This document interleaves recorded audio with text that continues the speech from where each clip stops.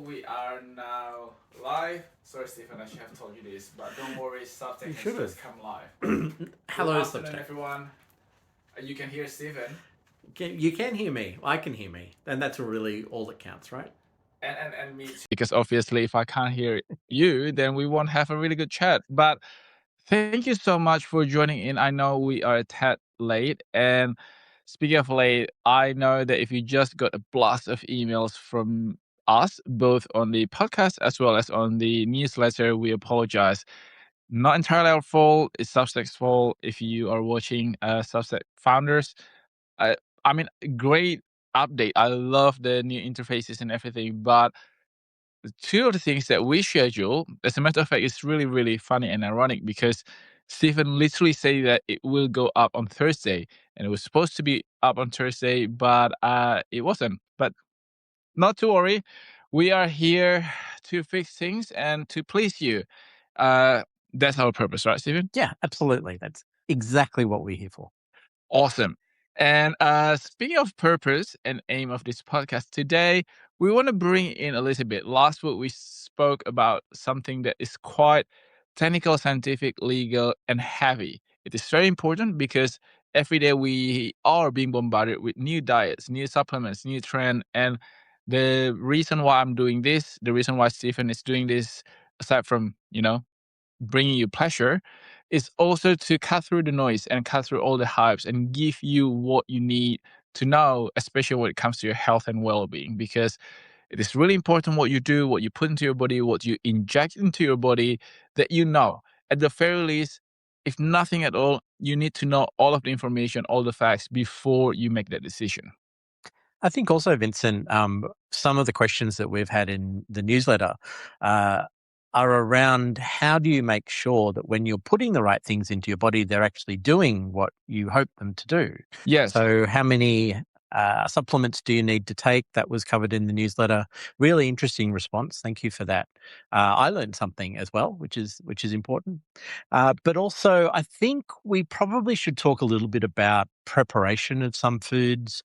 One of the topics that we were thinking about for today was preparation of particular foods in the kitchen and some of the things that you can do to make sure that you get the nutrients out of those foods that you're aiming for, but also so you don't make yourself sick. So I think in this episode we should talk about food safety, maybe a little bit about kitchen skills. I like really sharp knives, and there are some good reasons for that I hadn't really thought of.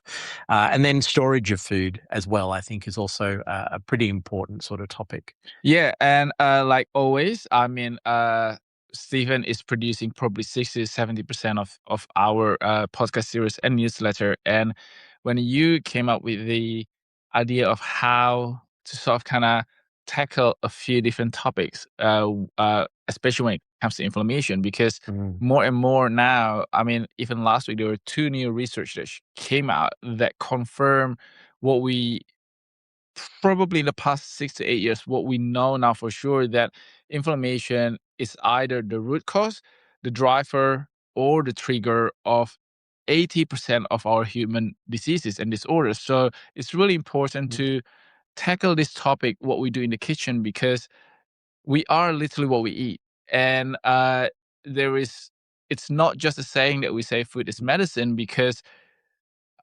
60%, probably even 80% of what make up our body comes from what we eat, right? And this is something that we can control. We can't control pollution really, because I mean, that's well above our pay grade. We can't really control radiation. We can't really control exposure to certain stuff. Yeah. But fortunately, luckily, with a little bit of effort, we can control still what we put into our body. Yeah. So, Vincent, talk to us about the kinds of vitamins and antioxidants, and when you say inflammation and trying to avoid inflammation, tell us really what do you mean? Is it not going outside, not subjecting yourself to weird foods that could make you sick? Is it keeping away from people? Talk to me about how I could avoid getting sick, specific to those anti-inflammatories and using vitamins and antioxidants? So I think to answer that question, which is a really great question, we have to go back a little bit to the definition of inflammation and what causes inflammation, what triggers inflammation. So inflammation is actually what I call a friendly fire. So it is one of the weapons, one of the arsenals of our body that can be deployed to either attack viruses, kill bacteria, and to trigger repair mechanism in our body. Right. But just like fire or weapon, when you lose control of this whole system and mechanism, it can backfire to your health. So the reason why people are so worried about inflammation is because every day, every second of the day, our body is battling viruses, bacteria. The reason why we don't get sick all the time is because our body is protecting us. Every single surfaces that we touch, every single person that we shake hand with, every time we exchange saliva while we're talking very, very closely, our body is protecting and shielding us from actually getting sick. And this employs inflammation. The issue is that in healthy body, in healthy cellular activity, whenever your body is done fighting the good fight, it can turn off the inflammation rate. Okay. The problem starts to arise is when your brain and your body loses control of this mechanism trigger. So the inflammation rate goes up and up and up, remain high, and it can cause a lot of issues. One of the issues is that it can start attacking our own cells. It can start attacking our healthy cells So because that's that friendly fire. that's a friendly fire. Yeah. And number two, inflammation can cause our hormonal system to be on high alert all the time. And when that happens, you start seeing stress and anxiety. It disrupts your circadian rhythm. It disrupts your immune system, because just imagine if you have a security guard, which is what our immune system is, to be on high alert 24/7 without any rest, without any respite, then it will fail. It will come down. Well, also it's going to impact your sleep. And we've spoken before about how important sleep is. Well, sleep is, I don't know what the statistic, the actual statistic is, but I think our body, I'm pretty sure the statistic goes like our body can last without food a lot longer. I think 3 times as long than it can without sleep. Like, sleep is not just a reset, but it's basically the way that our body stays alive. So this is the reason why it's really, really hard to prevent inflammation. Without inflammation, without inflammatory response, I should say, we're dead. Yeah. So inflammatory response is a good mechanism. Inflammation is not. So when we talk about what we eat to reduce the inflammation rate, fruit and vegetables, they are packed with not only vitamins and minerals, proper hydration. It also helps with antioxidants, phytochemicals. This comes from the pigment, from the acid, from the all the components in the fruit and vegetables that back in the day were not necessarily considered as nutritional value. So this is the reason why back in the day, people don't really understand why certain colors and certain pigment in fruit and vegetables contribute to different types of disease prevention. They attributed scurvy and stuff like that to just vitamin C. So vitamin C. However, there are a lot more than that. So part of my research when I work with Australian Apple Growers Association was to to look beyond the vitamin C as well as the malic acid in apples. And that's when we discovered that Australian apples are extremely, extremely high in antioxidants. The reason why I mentioned that is because what caused that, what triggered that high content of antioxidant in Australian apples is because Australian apples, especially the growing area around Orange in New South Wales, the UV index rate is extremely high. Okay. Which means that to survive, the plants, the trees need to have their own mechanism in the form of producing more antioxidants. Right. Wow. And that's the reason why you start with really rich antioxidant apples, and coupled with my patented technology, you allow these antioxidants to be bioavailable in the body. it's very, very similar. The reason why, there are a couple of reasons why grapes grown in different regions have different characteristics. Mhm. The terroir, which is the soil and everything, is one. Yep. But the climate and exposure to the sunlight, UV radiation, also make up that characteristic that people associate with certain types of region. Wow. So I'm trying to think of which wine region produces the healthiest wine now. Well, you have to be really careful, because people who are wine connoisseur and wine master will come at me, because tannin, which is part of the polyphenol Mhm. phenolic in grapes, is not always your best friend, because Okay. obviously it needs to be in balance. And say, for example, in provincial style French rosé, Mhm. they need to really limit that skin contact exposure so that the end product, the rosé, is very, very light. Not to say it's unhealthy, it's just that it has lower content of the tannin, Yep.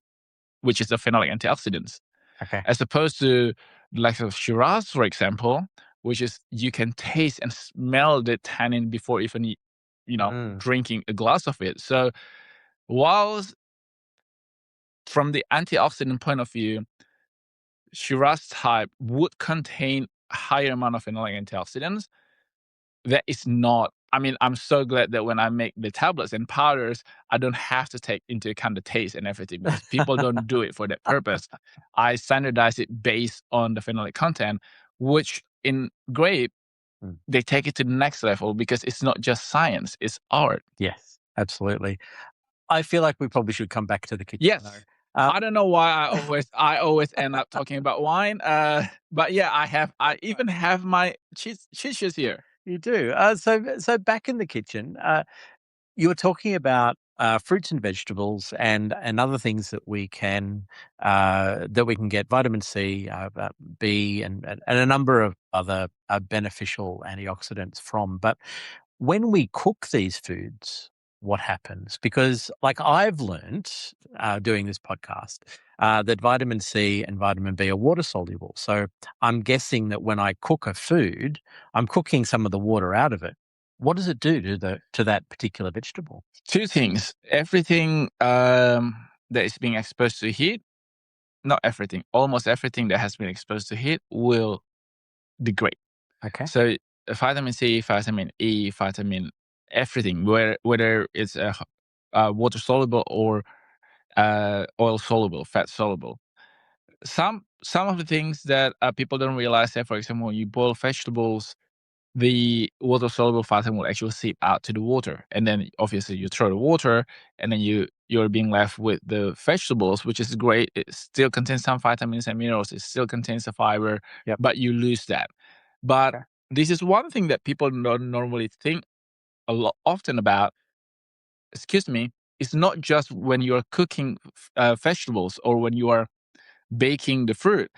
Even when you're cutting them, especially when you use blunt knife, Yeah. it makes a difference whether or not you're keeping and retaining most of the nutritional value. Because if you use blunt knife, it's not only about safety, because anyone who has spent time in the kitchen will agree that blunt knives actually They're dangerous. it's much Really. more dangerous compared to sharp knife, because you put a lot more pressure, you lose your precision, you lose control. But when it comes to the nutritional value, just imagine, like, say, for example, let me take into as an example, capsicum or bell peppers if you're from the US. When you're slicing and dicing it, if it doesn't have enough sharpness, if your knife doesn't have enough sharpness, you're literally squishing And so you're cells. You're breaking the You're cells. breaking the cells, and all of these juices that contains a lot of the vitamin and minerals just seep through. It doesn't even make it to the pan and pots. It literally on You lose your it on your board. board. And not only that, once this cell structure and cell walls are being squished and broken, it exposes everything to air, to oxygen in particular, and oxygen oxidizes. I see. Okay. So Wow. it's not just for commercial purpose that we say that buy new knives or sharpen your knives, and for safety, obviously, because we're not selling knives. I don't know about you. But if you do place an order on renovation.com.au, the first 10 orders, you'll get a free set of steak knives. Really? I am joking. Look, I'm a huge fan of Steak sharp knives? knives. Oh, sorry. Of sharp knives, definitely. In fact, there are quite a few friends that I've given a set of knives to for their wedding or significant birthday. Ominous. You know, though, that there is a rule around giving knives. Tell me. You should never receive knives for free. You should always pay for knives. That is, you know what? The very same kind of rule, unwritten rules, applies to shoes in Chinese culture. Right. Because when you give someone shoes, if you don't pay them even just $1 or 10 cents, it's almost like you're giving someone something to make them walk away from you.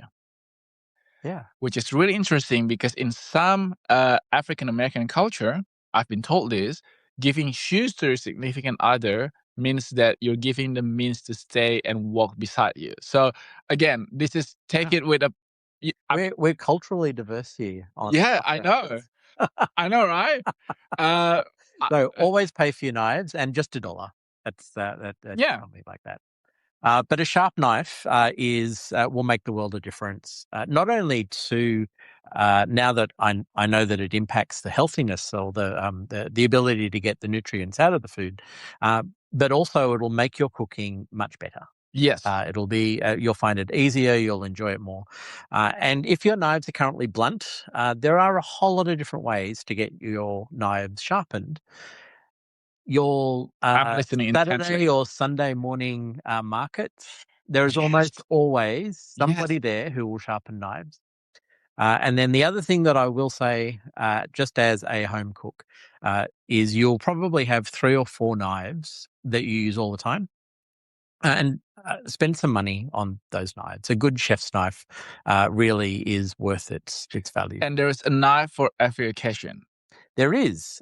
Tomatoes have a knife which is a little bit serrated. Yes, that's right. Yeah, just so we can get through that skin, and so we don't mush the cells in the and then tomato. destroy all of the vitamin C and the lycopene. Exactly. That's so that is.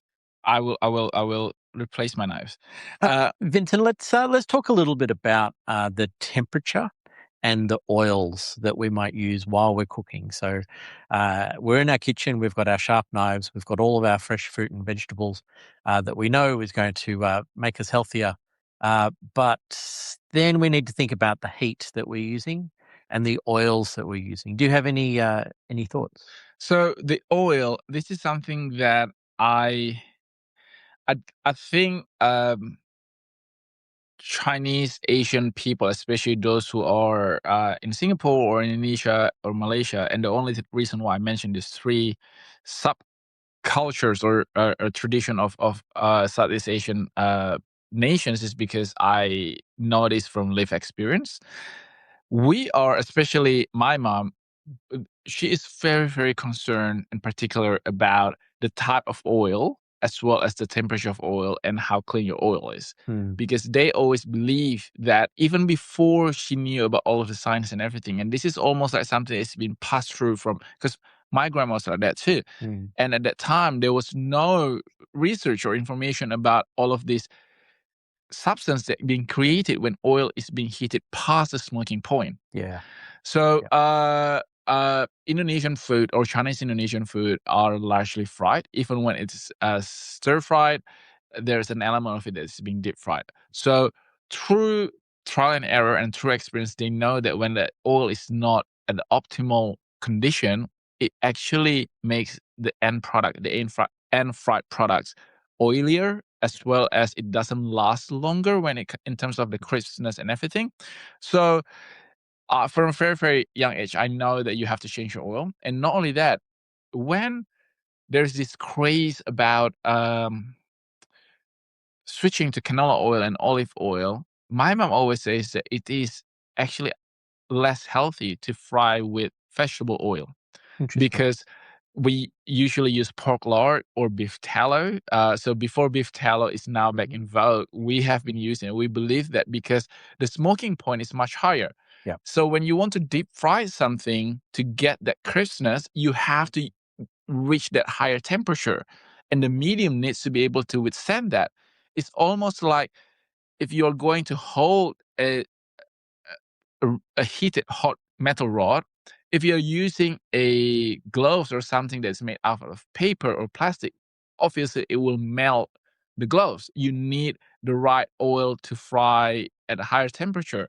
So this is something that a lot of people don't understand. They think that olive oil is automatically healthy. Yep. But not olive oil are created the same. Not because one is better than the other. Some olive oil are created as a finishing oil, as a salad dressing. Yeah. And that depends on the maturity of the olives when they extract the oil. And the process. And the process. So usually extra virgin olive oil are not meant to be heated to a very high degree, because that's your premium first press.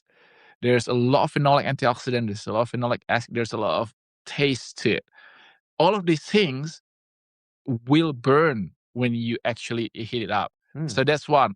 And number two, that my mom was also very obsessive about, is the charred outer layer of food. So my mom believes that the creation of that carbon during the charring process, during the grilling or baking process, attribute to the formation of cancer cells. It is not necessarily a direct link. However, the introduction of all of this substance can actually increase your risk of developing cancers. Obviously, there's a lot of other factors. But again, my mom's argument is that if I can reduce my risk from something that I can control, why wouldn't I? Exactly. So there's a lot to unpack there. Yes. And I think that the use of different types of oil, I think that's a really key thing. I agree. I think that there are quite a few people who think that using an oil that sounds like it's healthier as an oil is going to be better for you. But in fact, if you're burning that oil while you're cooking it, if you hit the smoke point and go beyond, then actually you're potentially burning something that is then going to be harmful. Yeah. I did a little bit of research, and yes, Vincent, I like to do my research. So extra virgin olive oil typically has a smoke point around 200 degrees. Yeah. Refined olive oil is about 220. Yes. So that's extra virgin versus the refined olive oil. Sunflower, rice bran, canola, and peanut, around about 230. Yes. So much higher smoke points, and you're less likely to burn those oils. But then when I looked at some of the other oils and things that we use when cooking, butter, for example, is about 175 degrees. Yes. It's a little bit higher when it's clarified. Yep. And but ghee, which is clarified butter, so the milk solids have been removed. I didn't know that about ghee. Really? Yeah. No, I learned that yesterday. Ghee it really gets up there, about 240, 250. So that's why a number of the cultures that we've been talking about through Asia use ghee, because they can get the oil to a much hotter temperature. And that was we're speaking about Indian cuisine, Indian cooking. That was not through years and years of research, because we were talking about something that has been their culture for many, many decades and maybe even many, many centuries. Yeah. They just found out that when you clarify the butter, it actually afford them to go higher in temperature. That's the reason why sometimes I feel that when and I'm speaking as a man of science, and you're an engineer, so you would relate to this too. Sometimes a lot of our people of science and engineers, almost automatically discount something that certain culture have done in the past for many, many years, because they were like, well, they didn't know the science. While that might be true, but probably through trial and error, what they have been doing is absolutely the right thing to do. Yep. Yeah, absolutely. And I think that if you read anything about potatoes, for example, if you're going to put potatoes in oil, the oil needs to be of a high temperature. Yes. Otherwise, as you say, the potatoes will actually suck up that oil and trap the oil as they cook, which is exactly what you don't want. Yes. Even when you're making glass potatoes, and anyone who hasn't made glass potatoes, look it up on the internet after you've listened to the podcast. Essentially, you cook the potatoes, often you boil them, and then you put them in a very hot oven with a little bit of oil, and then you smash the tops, and then you add more oil. But make sure that they are absolutely cooked through. You end up with a potato which is sort of a little bit translucent, hence the name glass potatoes. But also there's so much surface area because you've mushed them a little bit that they all crisp up and they're really bad for you, but really yummy. Well, I do believe that potato, whilst a lot of people who are in my trade will hit the unfollow button, but let me just say that technically it is vegetable. So don't try to convince me otherwise. Vincent, there are a couple of oils which I know of people talk a lot about using for their health benefits. And I don't want to labor the point too much, but I did want to finish up our little oil discussion. So I looked up avocado as well as some of the nut oils. And a lot of those oils really you should not cook at all. You should not heat. Yes. So macadamia oil is one of those. You can heat it a little bit, but quite honestly, that is an oil that is designed to be a finishing oil or an oil in a salad or something like that. Please don't. I don't think any of our listeners are quite rich enough to be able to deep fry with macadamia oil, but it's a really good example of an oil that you shouldn't cook. Yes, I actually have... Actually, it's not macadamia oil now that it comes in my mind. It's pine nut oil. Yeah. So that makes a really, really good mayonnaise. Fantastic. Because of the nuttiness and everything. It almost gives that so you toast the pine nut oil first and then you just blitz it to the point where it becomes oily. So I don't know if you know these people who are listening, when you blend or pulverize peanuts or nuts, first of all, it will crush them up and then it will go to fine texture. And if you keep going, it will create nut butter. So with pine nuts, you create nut butter and then you strain it out and you use that very precious oil. And then you make a small batch of mayonnaise with just egg yolk and apple cider vinegar, a pinch of salt, black pepper. That makes the best mayonnaise. And if you have that, I mean, if that would make the list on the final, meal that I will have on earth. That recipe is absolutely going in the newsletter. My mouth is watering. The only seed or nut oil that I found that you can heat to a little bit higher temperature is actually sesame. So there are a lot of chefs who use sesame. And there are a lot of dishes that use sesame, but only a very small amount. And very quick. Yeah. So this is not something that you deep fry something in, but it can have like the very flash. I mean, if a lot of Chinese cuisine that uses wok, which is really, really high temperature, but flash point really fast. Yeah. And not cooked for very long. Definitely.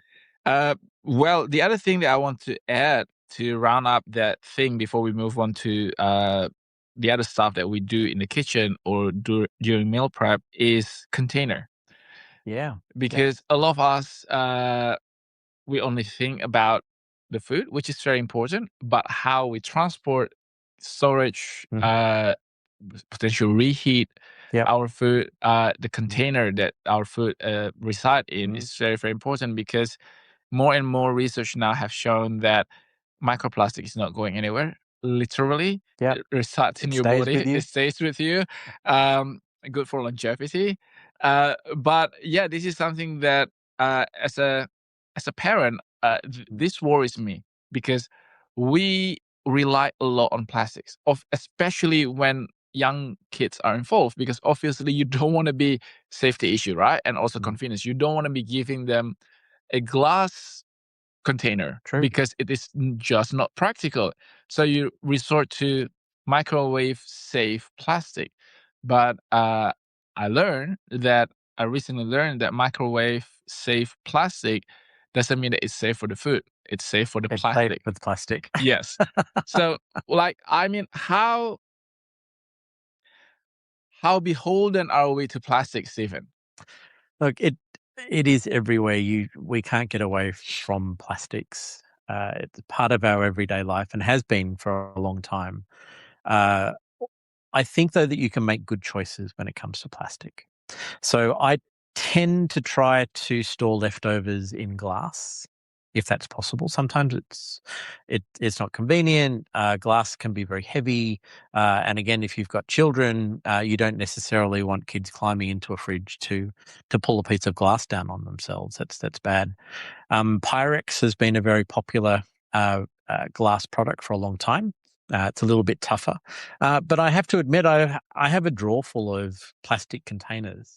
Speaking of Pyrex, just a fun Yeah. fact, and please Google this for me, guys. I don't know whether this is true or not. And if Pyrex is watching, please tell us whether what I'm going to say is true or not. Uppercase Pyrex, Yes. not lowercase Pyrex. Or the other way around. Have you heard that? I have. There was in the news a few weeks ago. Really? So which one should we look for? The uppercase Pyrex or the lowercase Pyrex? I think it's the lowercase. I think it's the lowercase. Yeah.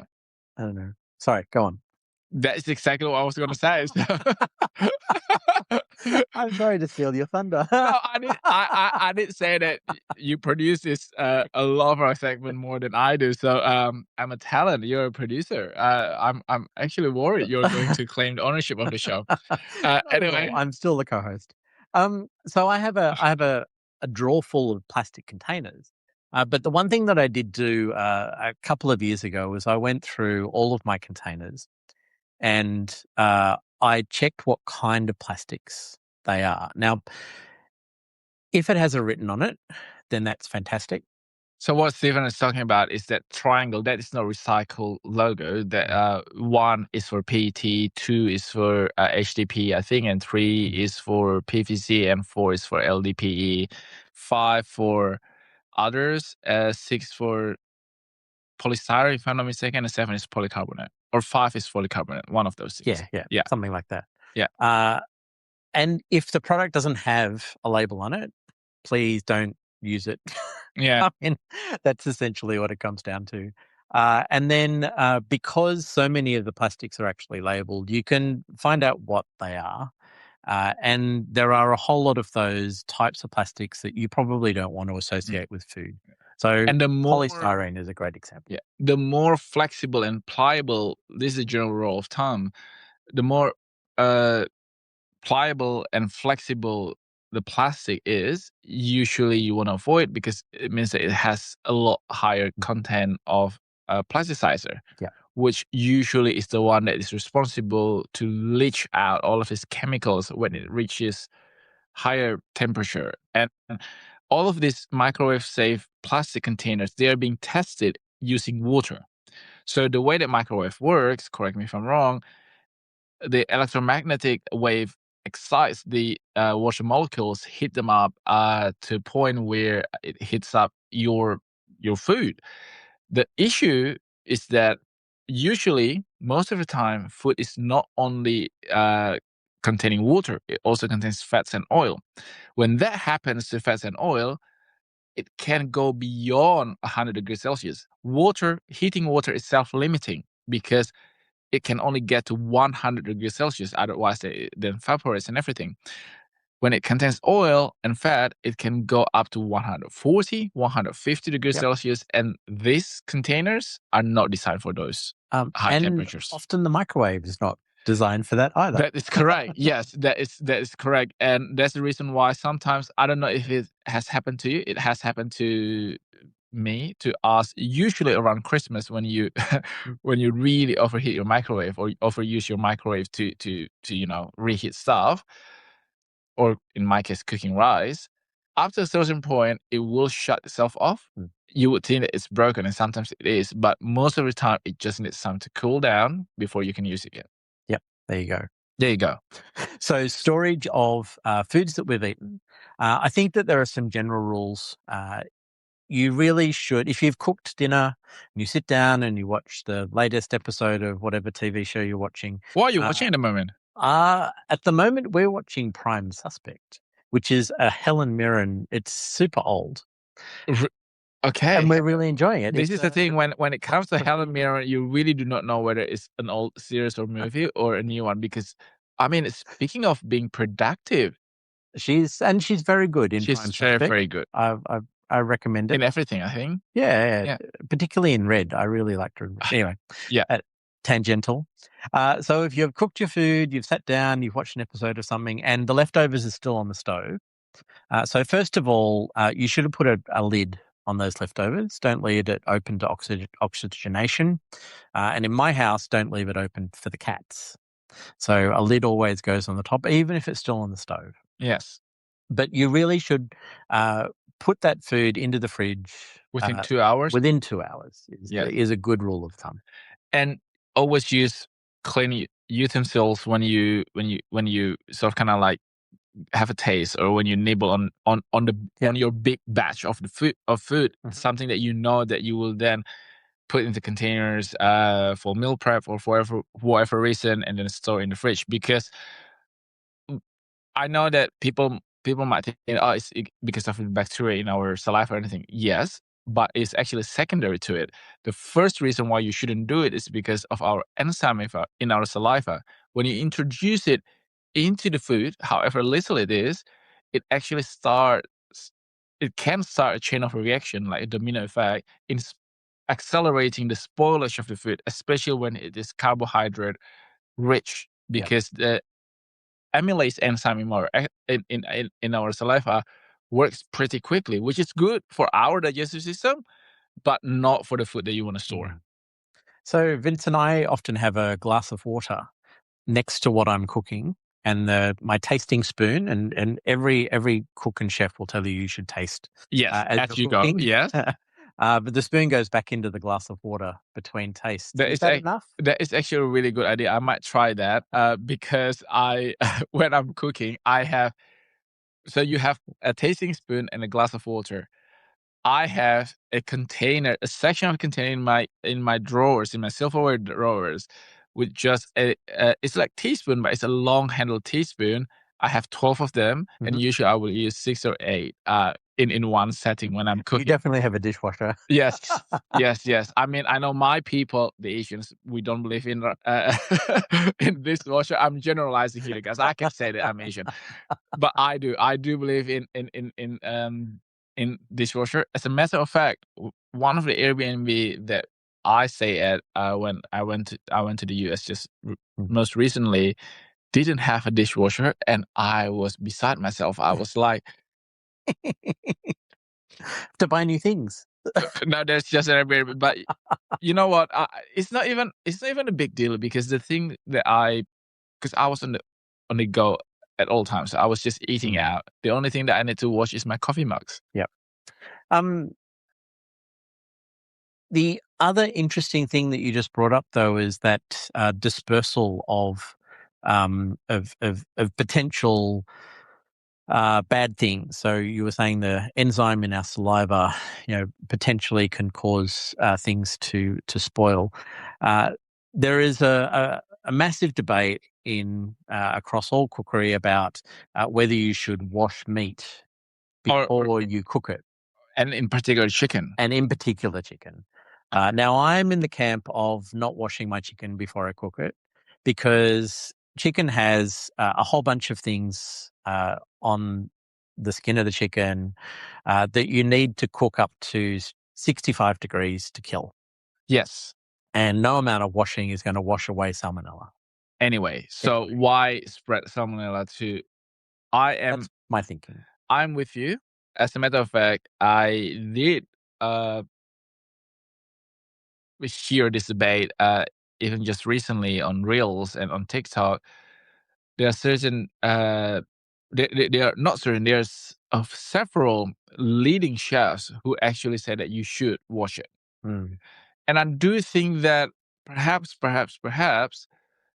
they were talking in the sense and in the setting of commercial kitchen, where sections and stations are very well defined. When we talk about a home setting, especially if you have a limited space in the kitchen, I really do believe that you shouldn't wash it. I also do agree with you that it is pointless to wash chicken and meat prior to cooking, because it wouldn't have done anything anyway. It has to be cooked to a certain degree. It's so funny that whenever it comes to internal temperature of cooked meat, I only use Fahrenheit, so it's 165 Fahrenheit. I don't know why, because I don't do Fahrenheit in my head, but perhaps this was the leftover from back in high school or back in the university, where that's the thing that I remember. I also don't believe in cooking rice before. In washing rice before cooking rice. Okay, yeah. What do you think? See, I'm a rice washer for sure, and I understand why a lot I of like people the don't. starchiness. Yeah, you like the starchiness. I think it depends a little bit on where you get your rice. Okay. So Australian brown rice, for example, I don't wash. There's actually not that much that comes off brown rice, Australian brown rice, when you wash it. But if you have a basmati or something like that, you'll actually find that there is a lot of impurities that come off as during washing. It also cooks differently. Yes, no, I agree when it comes to basmati rice, because I don't know if you know this chef. Her name is and excuse me if I pronounce it wrongly, Martha Joffrey. Okay. She is one of the leading and legendary Indian chef and Indian cuisine educator that I know of. And she always says that when it comes to basmati rice or Indian rice, they should be like brothers. They're stuck together. So they are close together, but the grains are not stuck together. And that's the reason why you should always wash basmati rice to take out all of the excessive starch to get that consistency or texture that they are. There are lots of Indian rice dishes that you don't want the rice stuck together. Yes. But in Indonesia, our standard of rice, like what Indonesian people consider good rice, is when it's slightly sticky. It's a little bit more like the Japanese sushi rice, the short grain rice. Yeah.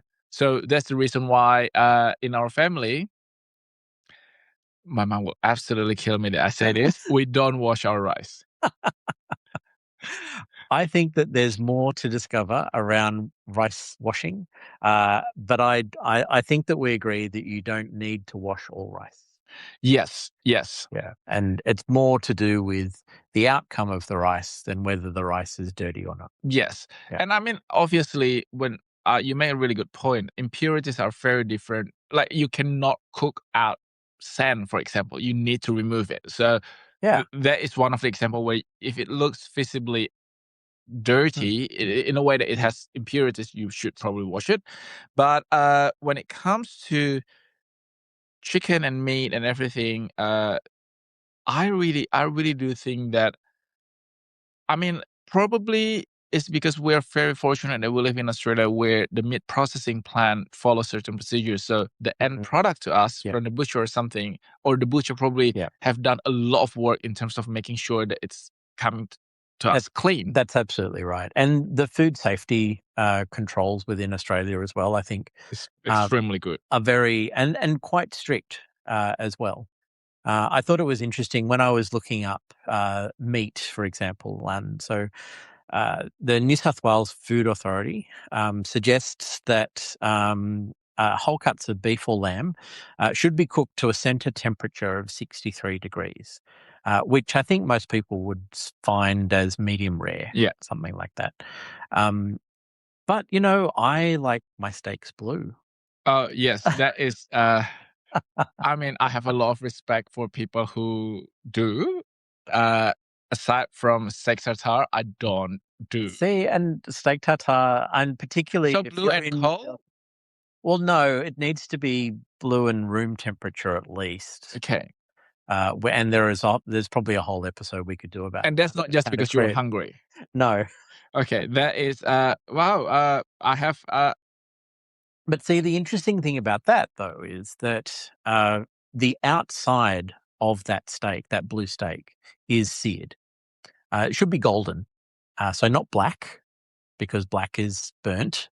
But it should be golden. It needs to be seared and sealed. And so the argument might be that the inside of the steak, which is not necessarily being cooked but warmed, certainly not at 63 degrees, is still fine because it hasn't hit the air. Yes, so it is still quote unquote sterile inside. Yeah. So you're sterilizing, for lack of better term, the outside. Exactly. Yeah. The same kind of discussion comes up when talking about seafood as well. Yes. So this is the thing. I know that from the perspective of public health, they need to have a certain sort of kind of standard that everyone can follow, right? Yeah. But then that goes out of the window when you're talking about steak tartare, for example, or sashimi. It's a matter of fact that I've been told, and I've read this, that pregnant women in Japan, they still eat sushi and shellfish. Sashimi and shellfish and everything. And perhaps pregnant women in France would still eat soft cheese. Maybe, I don't know. But those are the things that maybe has a lot to do with the food regulation and standard in there in those specific countries more than just the not arbitrary, but like the regulation around the binary regulation, yes or no. Yeah. Look, I really, my belief is that it really does need to come down to personal choice as well. You just have to know that there are risks associated. Need to be aware. Yeah, exactly. A very good friend of ours ate peanut butter all the way through her pregnancy. And 10 years ago, doctors would have said, never eat peanut butter while you're pregnant because you'll give a peanut allergy to your child. Which is kind of counterintuitive, right? Who knows why did that even become a thing? The funniest thing is also about, I think, if my memory serves me right, I think it's 1998 when USDA allowed pork to be served pink before that it has to be cooked through. Yeah. And I remember one of the cooking show, Katie Mitchell. We happen to now be friends on LinkedIn. If you don't know Katie Mitchell, you need to look her up. She was the queen of infomercial. So in one of her tutorials, she said that and now you can eat pork pink. And I was like, whoa, now you can. I know it's funnier to me than to other people. But anyhow. I actually think some of that might even be cultural as well. Yeah. It might be normal to eat certain foods cooked in a certain way in places. In Belgium, raw meat is very normal. Okay. Very, very normal. Horse actually is and raw horse, which I've never had, is also a thing. Remember when IKEA got into trouble for mixing horse meat into the meatballs? Yeah, absolutely. And not telling people, which is actually it has nothing to do with the safety, because in Indonesia, certain parts they eat horses too, horse meat. I mean, but yeah, again, I think you're absolutely right. I do believe that to a large extent, people can do whatever they want to do in terms of what they put into their body. Yeah. But at the very least, they should be aware of the risk associated with certain choices. 100% agree. Yeah, definitely. Seafood, shellfish, the last word for me. So when you're steaming mussels, it has to open naturally. Okay. Is it not? Well, I really like mussels. So what? I don't want to waste mussels. If the shell is cracked, I throw them. Okay. But after steaming mussels for 5 or 8 minutes, and the majority of them have opened, if I need to pry open another couple, that's okay. Yeah. Okay. Well, that is. I found out 2 different things. 3 now that just from this one episode. Like, I mean, seriously, guys, if you miss the live show, you miss a lot. Last thing before, because we're clicking over to the 50-minute point, but I do want to talk about non-stick pan. Yes. I used to use a lot of cast iron pan and pots, but now I have switched to stainless steel. Yep. It's just so much easier, and I don't feel like I have to engage over muscles when I'm cooking. What's your take? I'm stainless steel as well. So I used in my past cooking, I've used a lot of different materials. Non-stick, perhaps? Some non-stick. I've used some of those evil non-stick ones that they get too hot and then they start delaminating. Yeah. And you find bits of non-stick in your food and you then throw that pot away. I think that in the same way that I've suggested investing in some good knives is a good thing. A good knife will last you 25, 30 years. And I think the same of pots as well. So a good stainless steel pot. I've quite recently replaced all of my non-stick or infused, or there's always a new pan that's supposed to be better for you.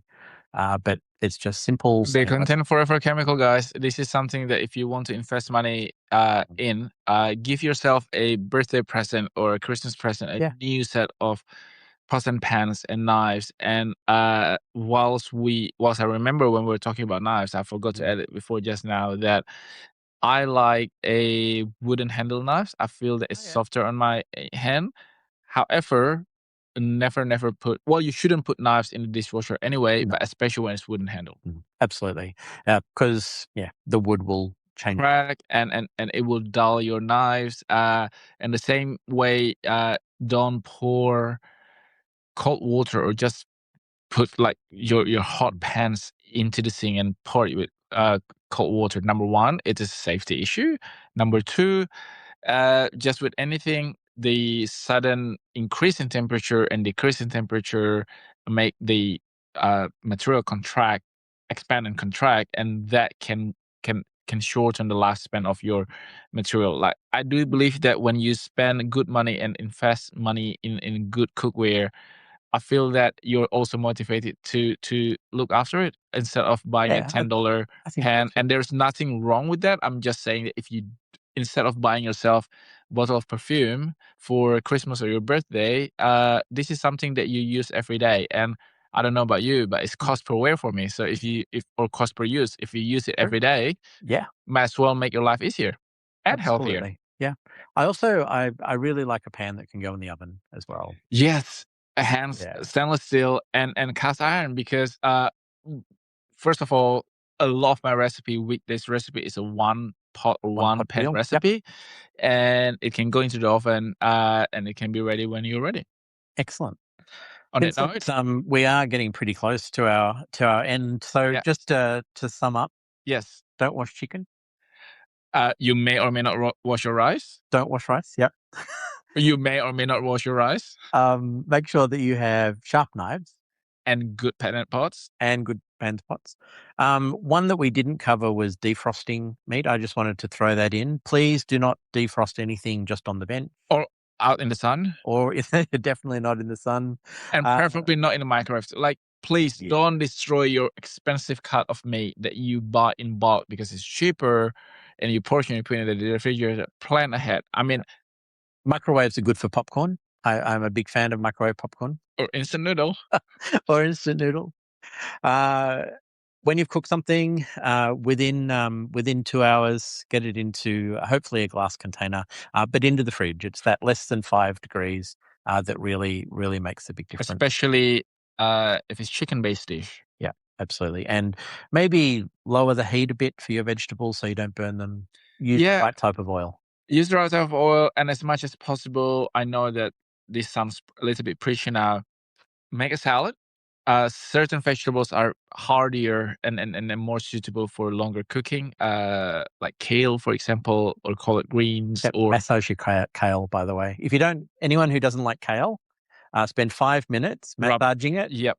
like really get into it. Like it's and 20-second bursts in the microwave. That I found it really, really helpful. But aside from that, if you have like really nice lettuce, I mean, I'm not at all a gardener, but growing my own lettuce gives me a lot more appreciation to this green leafy vegetable. So all in all, we can't control a lot of things in life. I mean, look at the past 3 weeks in headlines, right? But I do believe that we still have authority and control in terms of what we put into our body. And I do know that sometimes it's really hard to do that. You're time pressed. We need to tighten budget and stuff like that. But what I find is that when we plan ahead and if we make it our daily habit, it makes it easier. And in time, once you learn how to meal prep in the right way or in the smart way, you can actually save money. Because when you are in a hurry, you probably spend $20 to $25 on like a very ordinary sandwich for lunch in the CBD. So in the long run, you do save money. Anyway, don't come at us if you disagree with anything. I mean, when it comes to food, you do you, right? But like what Stephen really, really smartly said, that you need to know.